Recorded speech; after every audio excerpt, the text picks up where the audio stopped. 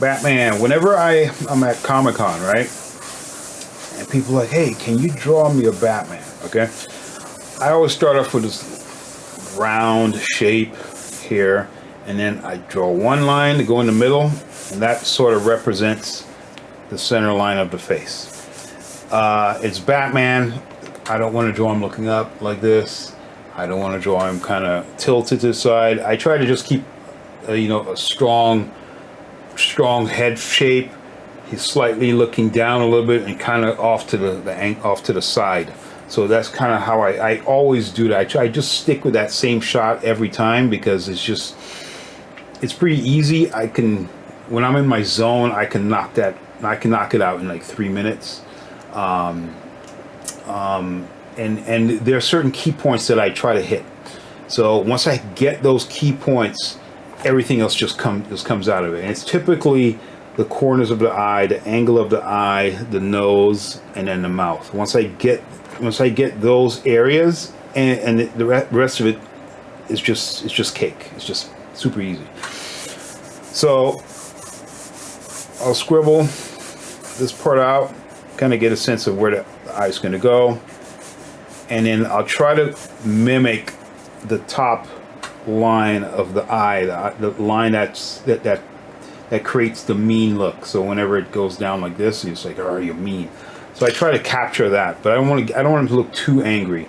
So once I capture that line here, I can literally go straight in with markers, but I'm going to do it with pencil. So since this stuff is super easy for me, I'm going to turn this into a demonstration type of stream.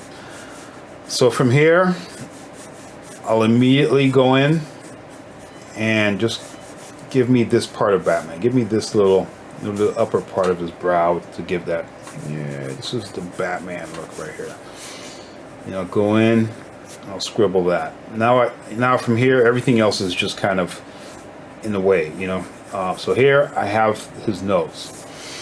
Now once I have that, I always try to lower the top of his cranium a little bit. Some people draw his head a little bit taller, like normal size. I just lower his cranium a little bit. It kind of gives him a slight primitive man type of feel. But when you have that primitive shape, when that primitive man head shape, you look a little bit tougher, a little bit more like you've got the deep voice, and you're kind of you're hard to beat. You can take a little bit more punches. So I try to mimic that.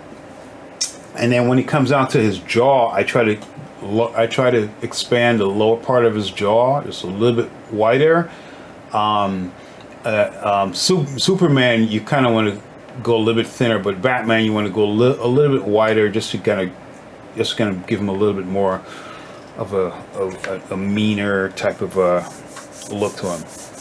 So here it is. I'm going to establish where the nose is going to land on his cowl, and then there's this line here. So that's your cheek line. It's your cheek line. All right. When I was drawing, I was showing this before in the class.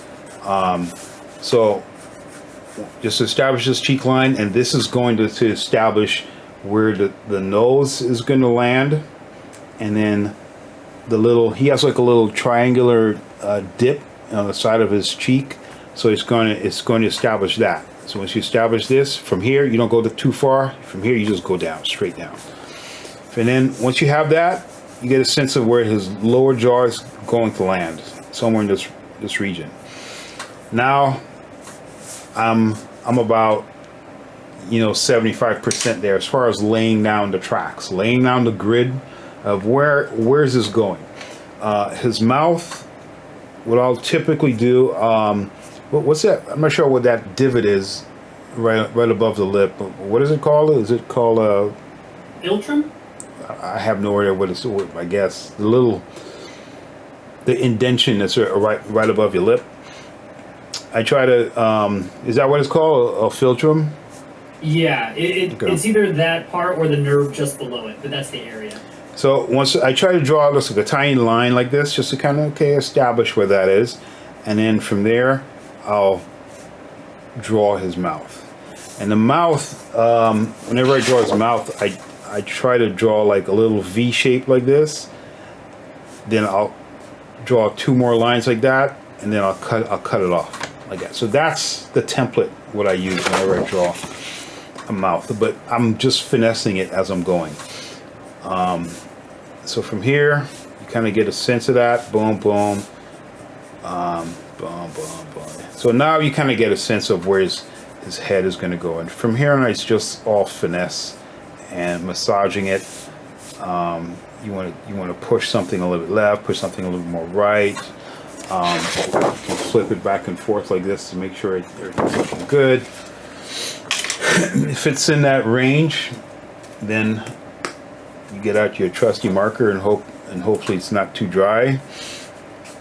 And it's not. Woohoo! Okay, good. So from here,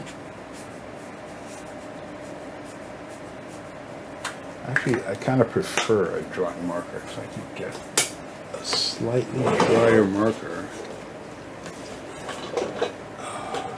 I put some tape around here, so I usually mark my markers, so I'll put like some tape on it, like saying don't throw it away, I can still use it. So this might be a drier one. So yes, it is. Okay, so from here, as you guys can see, I'm just throwing lines, right? But it's leaving this really rough type of feel to it. So I'm using that to my advantage. Whenever I finger paint, or I use like tissue like this, and I'm doing some strokes, some ink washes or whatever. I don't fight my mistakes. I go with it. And even though this is a marker, it's kind of fading, it's going out the door, it's almost done. I don't throw it out. I keep it because you can still get some pretty cool strokes out of it. So see, like this, look how you're getting like pretty cool strokes out of this. Yeah, I love that. You know, it has a nice dry marker effect, and you can get all these cool angles. And if you think about it, like, what am I doing? I'm just drawing a whole bunch of back and forth lines, and creating a bunch of Z's and X's and stuff like that, and some S curves, and stuff like that. I'm not trying to. I'm using my markers almost like it's paint. Almost like I'm taking a paintbrush and just going right on top of it. So it's sort of like it has a very artistic type of expression to it, where I'm not trying to. I don't need it to look perfect. I'm still thinking in concept phase. If I'm scribbling some stuff, I can quickly scribble it, and it's going to look kind of messy. So that's what I'm doing. I'm doing organized mess. That's literally what I'm doing here. So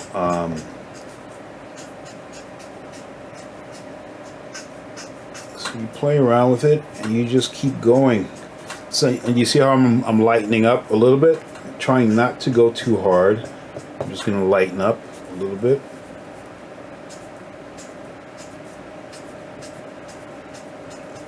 And if you look at my strokes, I'm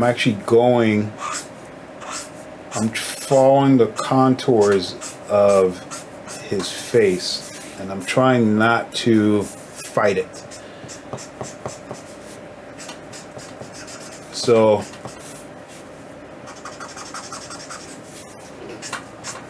Order 11 says making Batman like it ain't nothing.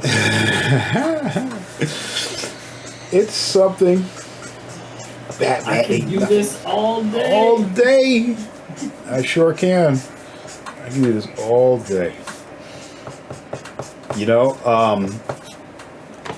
I'm going to be doing some pretty large drawings, and I'm probably going to use my marker when I'm doing it. Like, I'm going to get like some pretty large pieces of paper, and I'm going to do some massive drawings and stuff like that. I'll probably live stream that one time.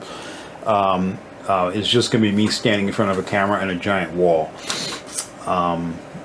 It's sort of like the Kim Jong-gi style of drawing.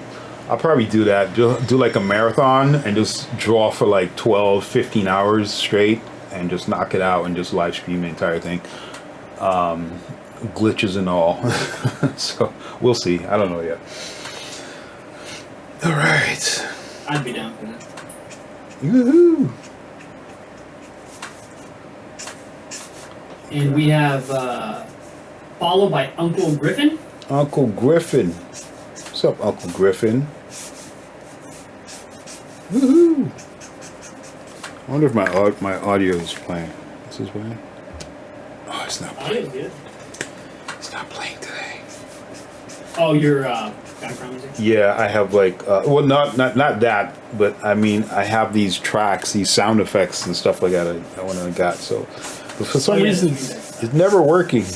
But, oh well, I'll get it working later. So I know there was just a Windows update, and a lot of times that will reset drivers. So you have to go back in, unfortunately, after a Windows update and like select which sound driver it's playing on. Yeah, which is kind of cheesy. I know. We should riot. Yeah. Let's just go to Microsoft Store. And be Exactly. Like, Microsoft Store. Oh yeah, there are Microsoft stores. They have the Microsoft Store and the Apple stores, right? yeah. I was watching this documentary on China, and I think it's Huawei or whoever it was. They're literally just ripping off America, man. A lot of countries do. They just like, we want an Apple store, but we don't want to, because all these rules and regulations and blah blah blah. So we're just gonna create our own version of this. Like, man. Straight up ripping it off. So, go ahead. Order 11 asks, anyone ever see Jim Lee ink Batman? Maybe, I don't know. Have you ever seen Jim Lee ink? Have you ever even met him? Like, is he a real person? Have you ever met Jim? I don't know. He's this fantasy fictional character in my head. Yeah. Everyone keeps telling me, you need to be like Jim. My mom used to say that. Be like Jim. Be like Jim. I'm like, it's okay, Mom. She's like, come on, baby. My mother doesn't talk like that. Order 11, just so you know, Ryan knows Jim personally and worked with him. Oh, yes. We worked together for years. A lot of people say I have my style kind of mimics Jim. Do you know why it mimics Jim? Because Jim trained me. Yeah. Can't help it but to have a similar style to Jim after that dude trained me for like 15 years or so. Somewhere in